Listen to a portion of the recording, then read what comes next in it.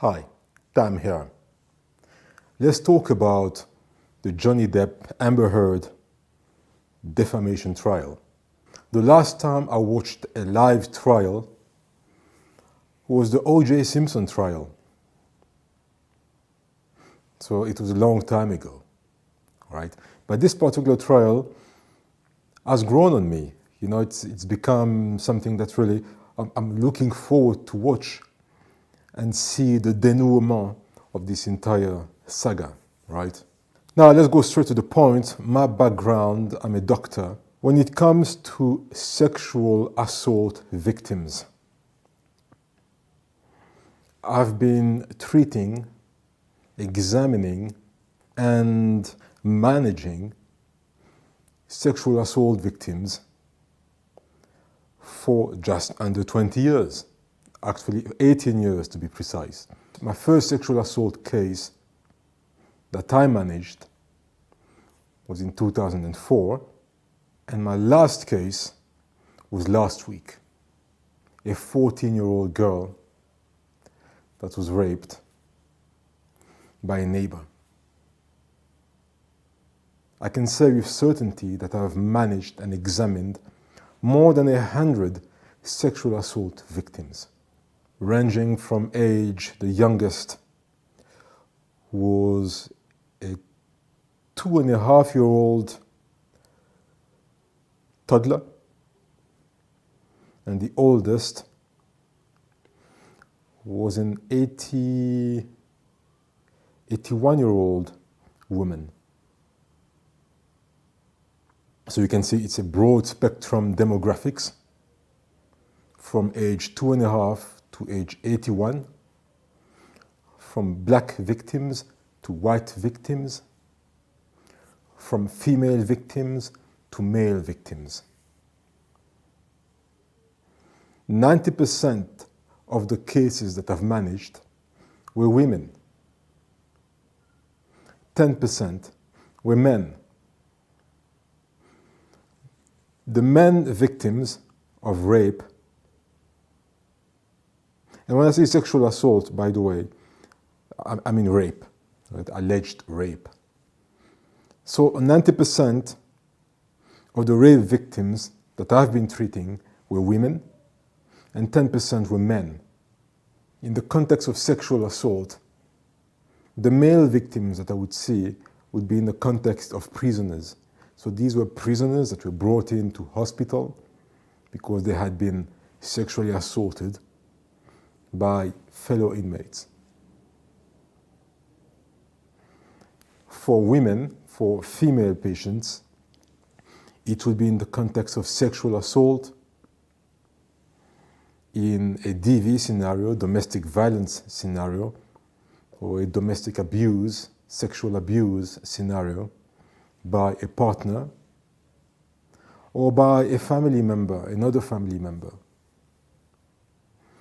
A violent sexual assault by an unknown person, a robbery, break-in, and a sexual assault, kidnapping and sexual assault, violent sexual assault in the setting of some patients were kidnapped from the streets, pushed in a car, and raped. Some patients were attacked as they were going into their house, into their home, and raped. So a break-in and a rape. Some women were dragged at a party, at a function, or in a club, in a date rape scenario. Rohypnol, you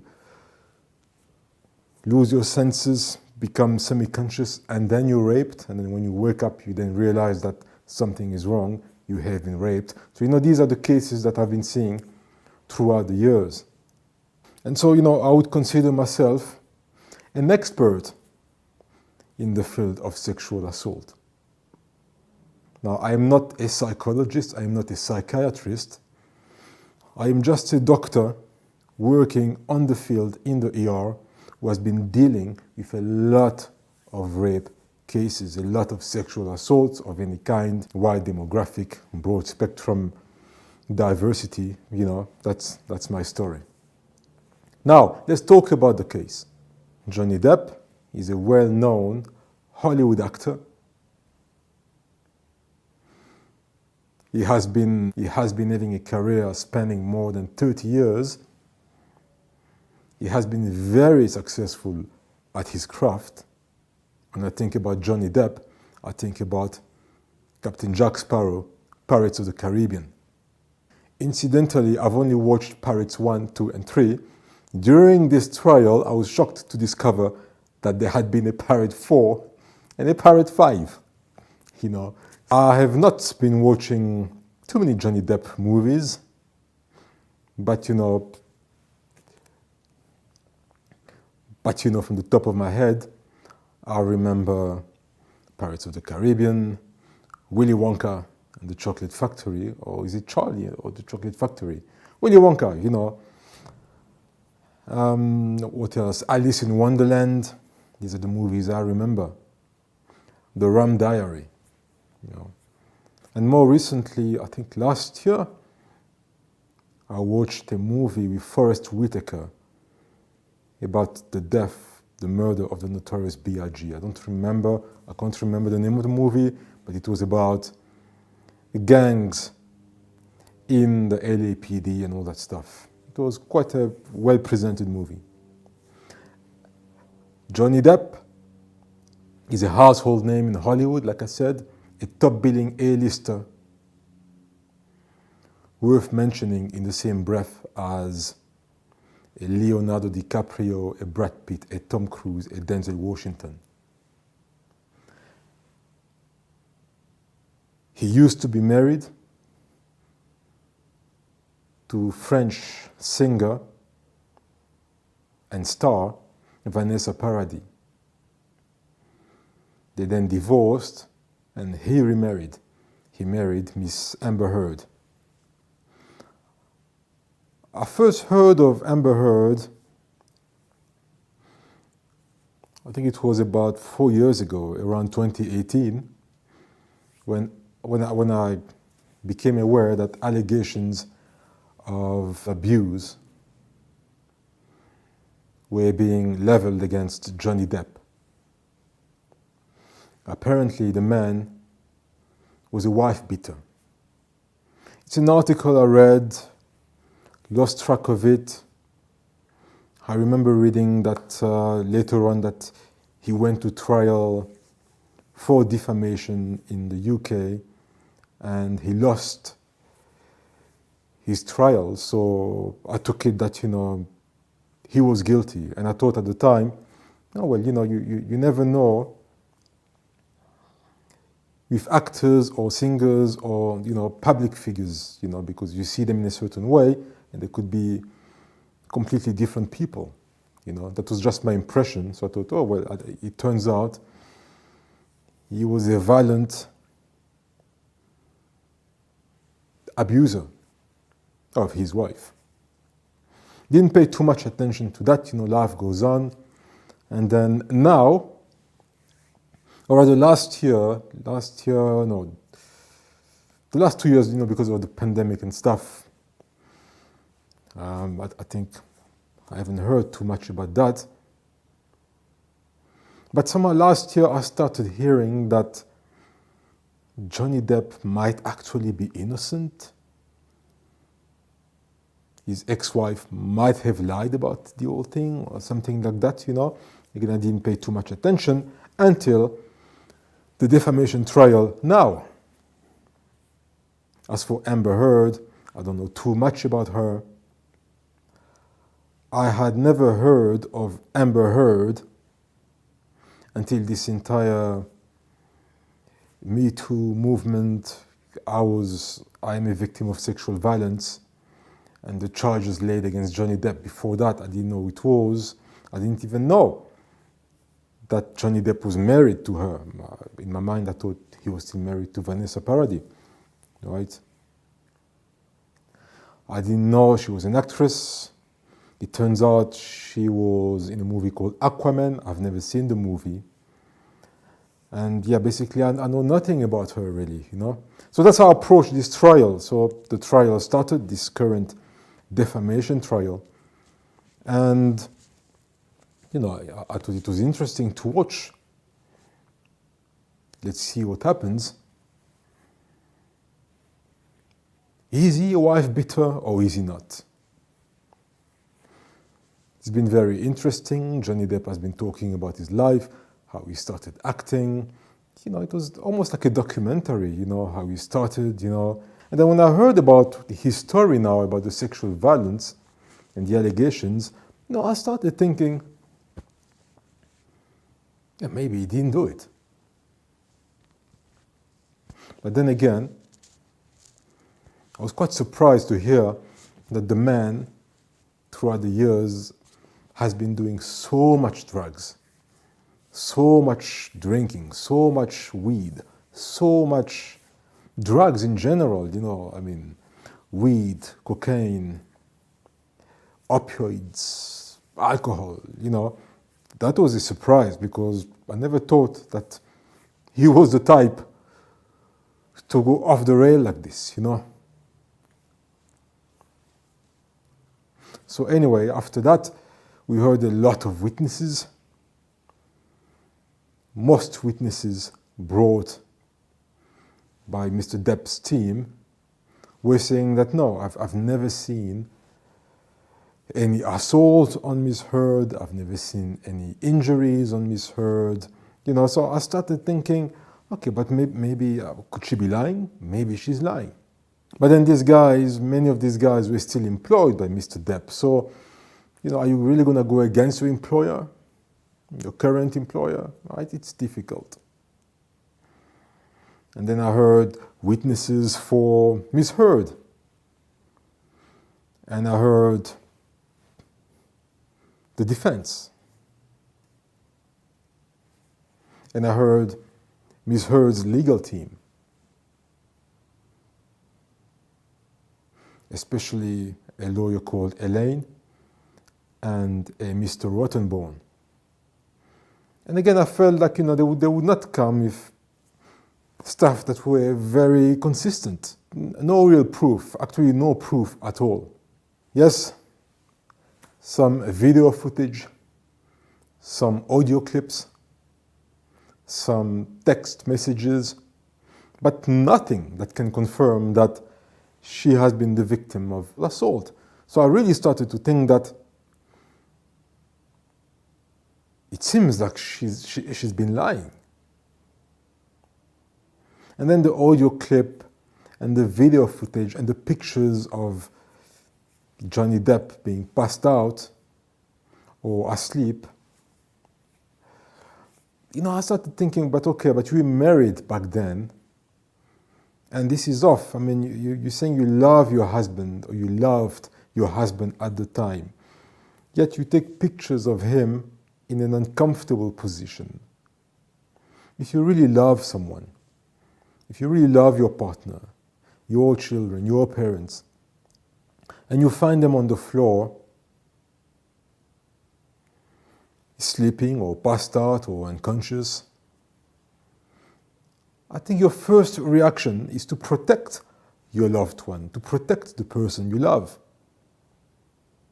And so you're quickly gonna bring a blanket, cover them, or ask for some help, lift them up, carry them to their bed, you know, stuff like that. But for you to take your phone or your camera and then snap pictures of that person you love in a compromising position, why would you do that?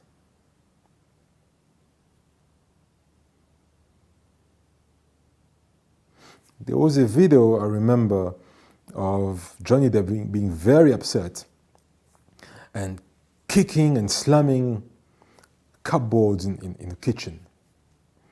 And the whole time, you know, she's filming him, Miss Heard, she's filming him and hiding the camera when he's looking at her, and then filming again, you know, unobstructing the camera when he's not watching. And I thought, but that's odd. He's not attacking you. He's obviously upset about something. You found him upset already. Why would you film him?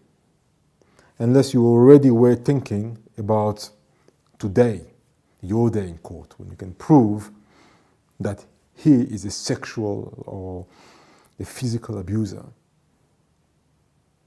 So, I had a bad feeling already from that point on, and I felt like, in my opinion, from what I'm watching, I think she's been lying all along.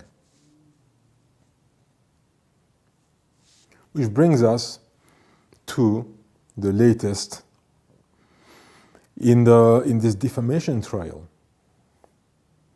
Miss Amber Heard's testimony. I told you at the beginning of this video about my background. 18 years of examining, I'm talking about forensic examination of rape victims. 18 years of examining, managing, treating rape victims using the forensic sexual assault kit, which includes collection of specimen, of DNA, genital examination, vaginal examination, penile examination in men, rectal, anorectal examination, all that stuff. And examining victims of sexual assault, of rape, from age 2.5 to 81 years old. Patients of all ages, all races, all backgrounds. When you're doing a forensic sexual assault kit, you do it with the police present in the room. So usually the police is there, and then the police will tell you what has happened as well. And then the victim will also tell you what has happened. And so I've seen dozens and dozens of victims, more than 100 probably, victims. I've listened to their stories. I've seen their reactions when telling me their stories. I've seen their reactions when interacting with the police, with the investigating police officer. I've seen their reactions in court. I've been called to court to testify as an expert witness. And I've listened to the victims sitting in court, answering questions and telling their stories. And I can categorically tell you that from what I've seen, the day before yesterday, in this defamation trial, I can categorically tell you that watching Miss Amber Heard's testimony, she is lying.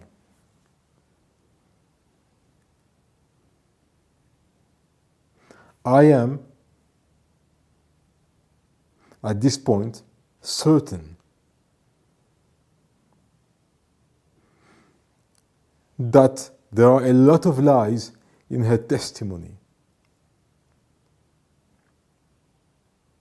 Her mannerism, her body language, and especially the crying. This is completely off. I have never seen that in my career. I have never seen a victim of sexual assault, of domestic violence, of rape, and often very violent rapes, leading to vaginal tears, lacerations, anal tears, patients bleeding still during examination, extremely traumatized women and men. I have never seen a reaction like that. You see, you have to understand that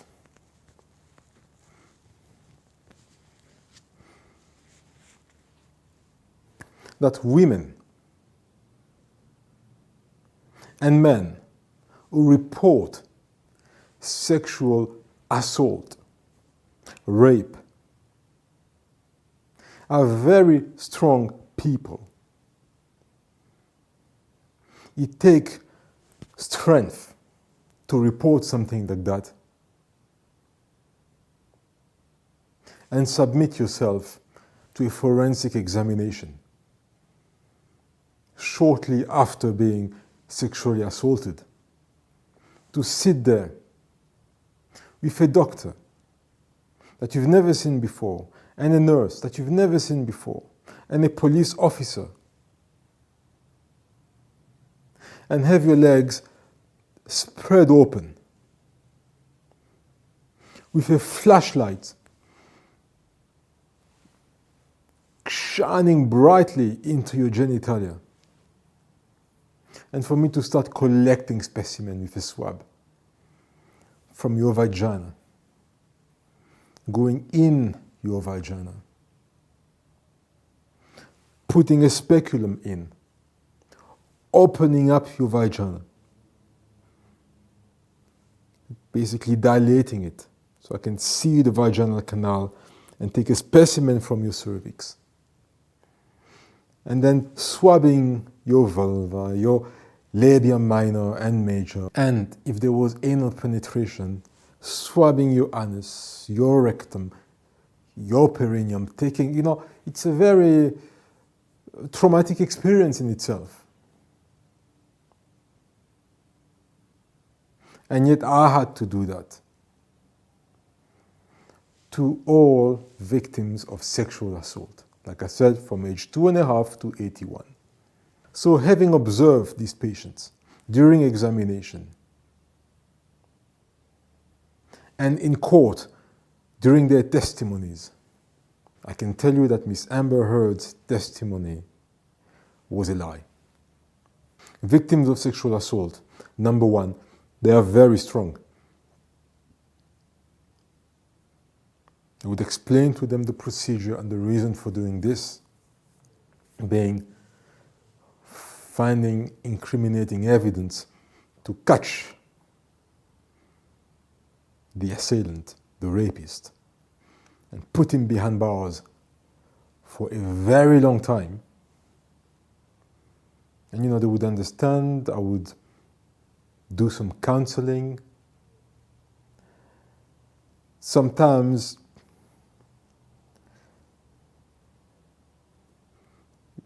there would be tears,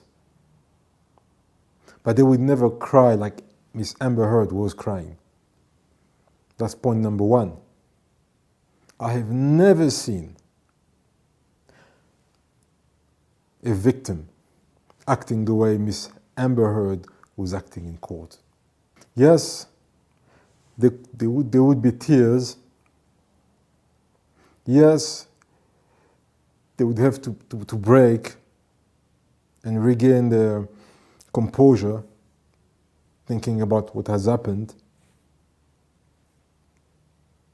But they would not cry like she was crying. No, they would be strong. They would be strong for their family. They would be strong for their children. They would be strong for their parents. They would be strong for their partners. And they would be strong to show the attacker, whether somebody they know or their partner or an unknown assailant sitting in court as well, they would show that strength to show that person that I am not a victim. You will not break me down. And that's something that, I would always be, at the beginning, I'd be surprised, and then I'd realize that, I see, is to show the attacker that I'm stronger than you. You are a coward. I'm stronger than you, and I'm going to bury you with my evidence and put you away, hopefully for life.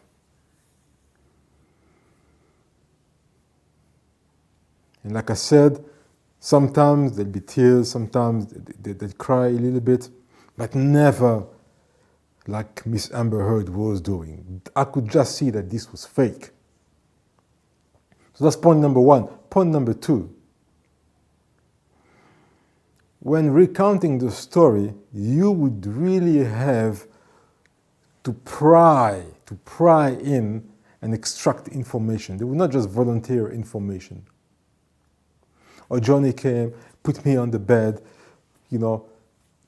penetrated me, fisted me with his fist, but then with a bottle and all that stuff, and then saying more than you are asked and embellishing that story like that. Rape victims do not do that. It's as if they are locked in and they just want to tell you that I was assaulted by this person, I was raped repeatedly. But they would almost never tell you how they were raped. You'd have to ask, was there vaginal penetration? Yes. Was he using a condom? No. And they will not tell you more. Did he come inside you? Yes. You have to ask. Did he insert objects? Was there anal rape? You'd always have to ask because they will not just volunteer information. They are so guarded at that time. And seeing Miss Amber Heard just flowing and crying and saying, it happened like that, and it happened like this, and I was wearing that, and you did this, and you did that, and I remember this, and I remember that. And the crying and all that stuff, I could just 100% tell that this was a fake story. It was a fake story. It was so difficult to watch because I knew she was lying. And honestly speaking, I had to switch off and do something else. And I came back like an hour, 2 hours later, and she was still going on and still crying, and I thought, no, she's doing way too much to convince the jury. It was so cringy, I couldn't watch. I ended up watching some highlights later on, So that's my analysis of this case. I now know that she's been lying. From my experience, from 18 years of interacting with victims of violent sexual assault, I can tell you that Miss Amber Heard was lying in her testimony. Cheers.